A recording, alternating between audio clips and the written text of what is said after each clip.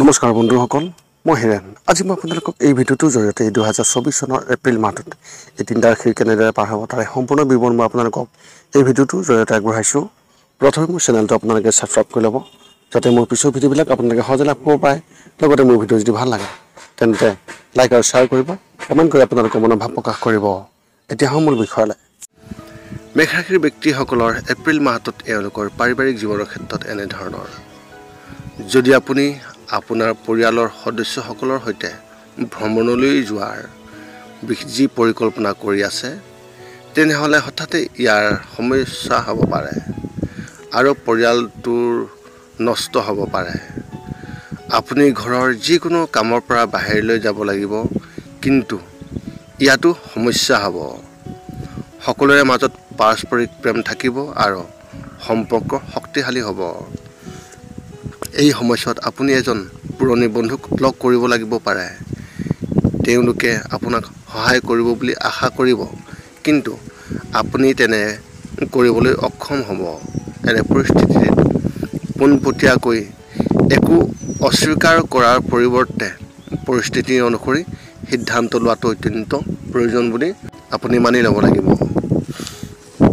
ব্যৱসায় আৰু চাকৰিৰ ক্ষেত্ৰত এনেধৰণৰ।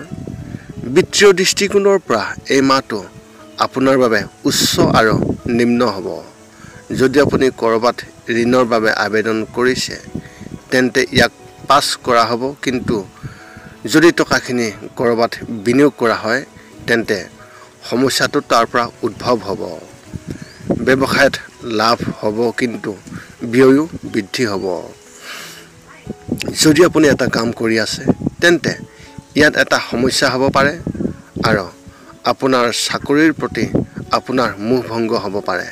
এনে পৰিস্থিতিত আপোনাৰ বেছিভাগ মনোযোগ নতুন চাকৰিৰ সন্ধানত থাকিব। চৰকাৰী বিষয়াসকলে নিজৰ বাবে কিছু নতুন কাম বিচাৰিব পাৰে, যাতে তেওঁলোকে কিছু অতিৰিক্ত ধন পাব পাৰে। শিক্ষা আৰু কেৰিয়াৰ ক্ষেত্ৰত এনেধৰণৰ। মিডিয়া বা ডিজিটেল মাৰ্কেটিঙত অধ্যয়ন কৰা শিক্ষাৰ্থীসকলে বহুতো ক্ষেত্ৰৰ পৰা কামৰ সুযোগ পাব। এনে পৰিস্থিতিত উত্তেজিত হোৱাৰ পৰিৱৰ্তে আপুনি ধৈৰ্য ধৰিব লাগিব আৰু চিন্তা কৰাৰ পিছতহে সিদ্ধান্ত ল'ব। যদি আপুনি অলপতে মহাবিদ্যালয়ত প্ৰৱেশ কৰিছে, তেন্তে আপুনি এটা নতুন প্ৰকল্পত কাম কৰাৰ সুযোগ পাব, যি আপোনাৰ প্ৰতিভা উন্নত কৰিব। যদি আপুনি যিকোনো প্ৰতিযোগিতামূলক পৰীক্ষাৰ বাবে প্ৰস্তুতি চলাই আছে, তেন্তে এই মাহত আপুনি ইয়াত ইতিবাচক ফলাফল দেখিবলৈ পাব। যদি আপুনি যিকোনো পৰীক্ষাৰ ফলাফলৰ বাবে অপেক্ষা কৰি আছে, তেন্তে তাত সফলতাও পোৱাৰ সম্ভাৱনা আছে। এই সময়ছোৱাত আপোনাৰ আচৰণত বিশেষ ভাৰসাম্য বজাই ৰাখিব লাগিব। প্ৰেমৰ ক্ষেত্ৰত এনেধৰণৰ। যদি আপুনি প্ৰেমৰ সম্পৰ্কত আছে, তেনেহ'লে এই মাহত ইয়াত নিশ্চেজতাৰ অনুভৱ হ'ব পাৰে। দুয়োৰে মাজত সম্পৰ্কটো দূৰত্বত থাকিব পাৰে। এনে পৰিস্থিতিত তৃতীয় পক্ষৰ দ্বাৰা ইয়াৰ সুবিধা লোৱাৰ চেষ্টা কৰা হ'ব আৰু ভুল বুজাবুজি সৃষ্টি কৰাৰ চেষ্টা কৰা হ'ব। আপোনাৰ বিবাহ যদিহে 5 বছৰতকৈ অধিক সময় হৈছে, সেইবাবে এই মাহত আপোনালোক দুয়োজনৰে ভৱিষ্যত ৰণনীতিৰ বিষয়ে আলোচনা কৰিব। দুয়োৰে মাজত এক অৰ্থপূৰ্ণ কথোপকথন হ'ব। যদি আপুনি এতিয়াও শিশুটোৰ সুখ পোৱা নাই, তেন্তে আপুনি ইয়াত এটা ভাল খবৰো পাব পাৰে। স্বাস্থ্যৰ ক্ষেত্ৰত এনেধৰণৰ। মাহৰ দ্বিতীয় সপ্তাহত দাঁতৰ সৈতে সম্পৰ্কিত সমস্যাবোৰে বিশেষ সমস্যাৰ সৃষ্টি কৰিব। দাঁতৰ হঠাতে বিষ হ'ব, সেইবাবে আগতীয়াকৈ কিছু ব্যৱস্থা কৰিব লাগিব। যদি BP এই সমস্যা হয়, তেন্তে নিয়মীয়া পৰীক্ষা কৰি থাকক, যাতে পিছত কোনো সমস্যা নহয়। অৱশ্যে আপুনি আগৰ তুলনাত অধিক উদ্যমী অনুভৱ কৰিব আৰু শাৰীৰিক শক্তিৰে বিশেষ প্ৰভাৱিত হ'ব। মন শান্ত হৈ থাকিব আৰু নতুন ধাৰণা অন্তৰ্ভুক্ত কৰা হ'ব। সকলোৰে মাজত সম্পৰ্ক শক্তিশালী হোৱাৰ বাবে মনটো আগৰ তুলনাত অধিক সুখী হ'ব। আপোনাৰ এই মাহত শুভ সংখ্যা হিচাপে 3 আৰু শুভ ৰং হিচাপে আপুনি এই মাহত ধূসৰ ৰং ব্যৱহাৰ কৰিব পাৰে। বৃষ ৰাশিৰ ব্যক্তিসকলৰ এই এপ্ৰিল মাহটোত এওঁলোকৰ পাৰিবাৰিক জীৱনৰ ক্ষেত্ৰত এনেধৰণৰ। এই মাহটো আপোনাৰ পাৰিবাৰিক জীৱনৰ বাবে এক উৎসৱৰ হ'ব। হয় আপুনি এটা ডাঙৰ অনুষ্ঠানলৈ যাব, নতুবা আপুনি আপোনাৰ ঘৰত এটা ডাঙৰ অনুষ্ঠান সৃষ্টি কৰিব। ইয়াৰ ফলত ঘৰত সুখৰ পৰিৱেশ থাকিব, কিন্তু ব্যস্ততাও অধিক হ'ব। কোনোবাই ঘৰলৈ আহি থাকিব পাৰে। এই সময়ছোৱাত আপুনি আপোনাৰ পৰিয়ালৰ আৰু বন্ধুবৰ্গৰ লগত কৰা যি আৰম্ভ, সেই আপুনি আৰম্ভ কৰিব পাৰে আৰু সুখ আৰু দুখৰ মুহূৰ্তবোৰ ভাগ বতৰা কৰা হ'ব পাৰে। পৰিয়ালৰ কিছুমান কামৰ বাবে চিন্তা থাকিব, কিন্তু কথা পাতি ইয়াক সমাধান কৰা হ'ব। যদি আপোনাৰ কোনো সদস্যৰ সৈতে বিবাদ হৈ আছে, তেন্তে সেইটো এই মাহত সমাধান হ'ব বুলি আশা কৰা গৈছে। ব্যৱসায় আৰু চাকৰিৰ ক্ষেত্ৰত এনেধৰণৰ। এই মাহত আপুনি বহুতো পুৰণি বা নতুন পৰিশোধ কৰিব লাগিব পাৰে, যাৰ বাবে বিত্তীয় পৰিস্থিতি চাপপূৰ্ণ হ'ব। যদিও আপুনি আপোনাৰ ব্যৱসায়ত সফলতা লাভ কৰিব আৰু উপাৰ্জনো আগৰ তুলনাত অধিক হ'ব, কিন্তু ব্যয়ো বৃদ্ধি হ'ব পাৰে।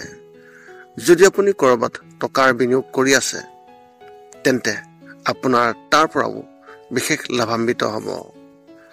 যদি আপুনি ব্যক্তিগত কাম কৰি আছে, তেন্তে আপুনি ইয়াত কাৰোবাৰ সমৰ্থন পাব। আপুনি তেওঁলোকৰ জৰিয়তে এটা নতুন কাম কৰাৰ প্ৰস্তাৱো পাব পাৰে, যিটো ভৱিষ্যতে আপোনাৰ বাবে অতি লাভজনক বুলি প্ৰমাণিত হ'ব। চৰকাৰী চাকৰি কৰা ব্যক্তিসকলে এই মাহত কোনো সমস্যা নাপাব। শিক্ষা আৰু কেৰিয়াৰ ক্ষেত্ৰত এনেধৰণৰ। যদি আপুনি স্কুলত আছে আৰু পাঠ্যক্ৰম বা আন কিবা এটাত যোগদান কৰাৰ দৰে নতুন কিবা কথাৰ ভাবি আছে, তেন্তে এই মাহটো তেওঁলোকৰ বাবে অতি শুভ।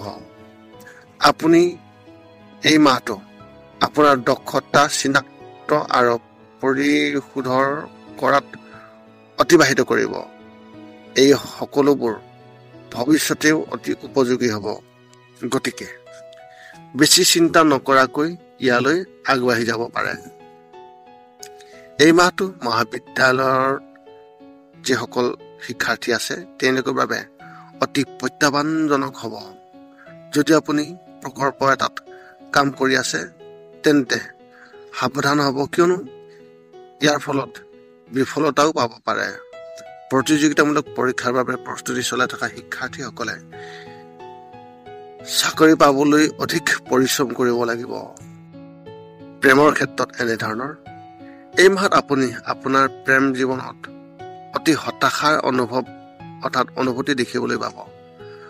আপুনি অনুভৱ কৰিব যে আপুনি আপোনাৰ প্ৰেমিকৰ বাবে আৰু কিবা এটা কৰি আছে, আনহাতে সন্মুখৰ পৰা এনেকুৱা এটা একো নাই। ইয়াৰ ফলত এক নিশ্চয়তা অনুভৱ মনলৈ আহিব পাৰে। এনে পৰিস্থিতিত যদি আপুনি তেওঁলোকৰ সৈতে মুকলিকৈ কথা পাতে, পৰিস্থিতি অধিক ভাল হ'ব।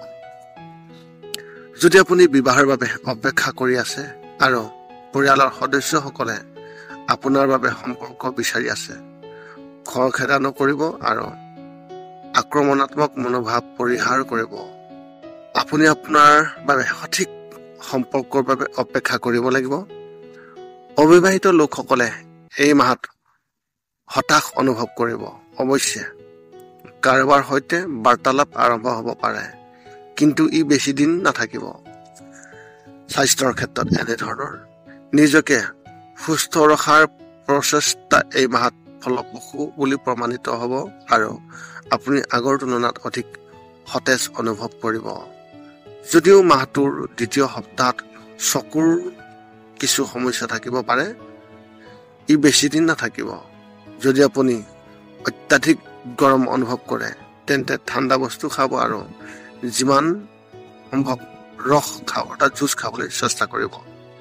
মানসিক ক্লান্তি হ'ব, কিন্তু আপুনি ইয়াত সঠিকভাৱে চম্ভালিব পাৰিব। কিছু সময়ৰ বাবে উত্থান পতনৰ পৰিস্থিতি হ'ব। মাহটোৰ মাজভাগত কম টোপনিৰ সমস্যাও আপোনাক আমনি কৰিব পাৰে।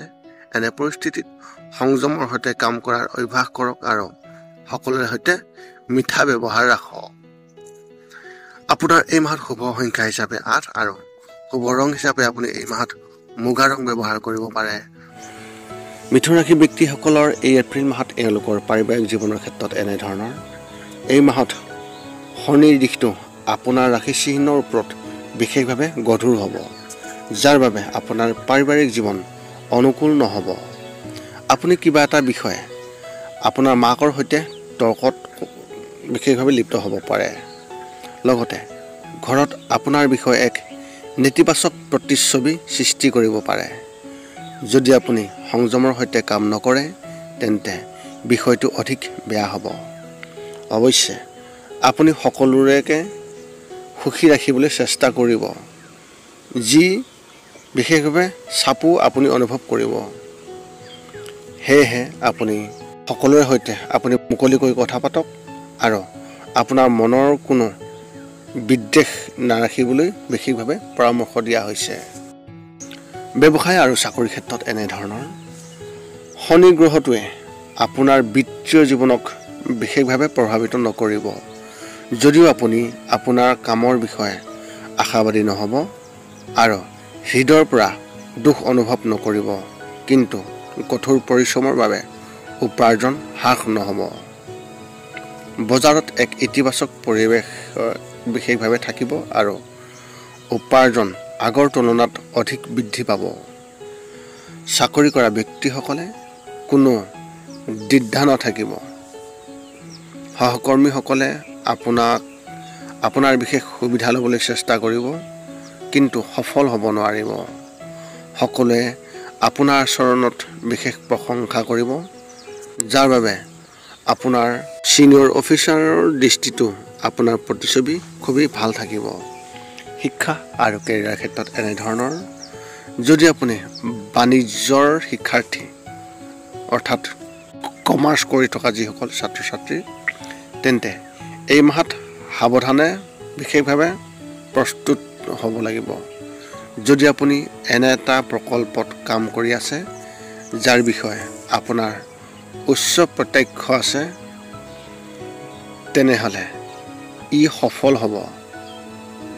এনে পৰিস্থিতিত যিকোনো সিদ্ধান্ত লোৱাৰ আগতে ইয়াৰ ওপৰত আপোনাৰ জ্যেষ্ঠসকলৰ বিশেষ সহযোগিতা ল'ব লাগিব।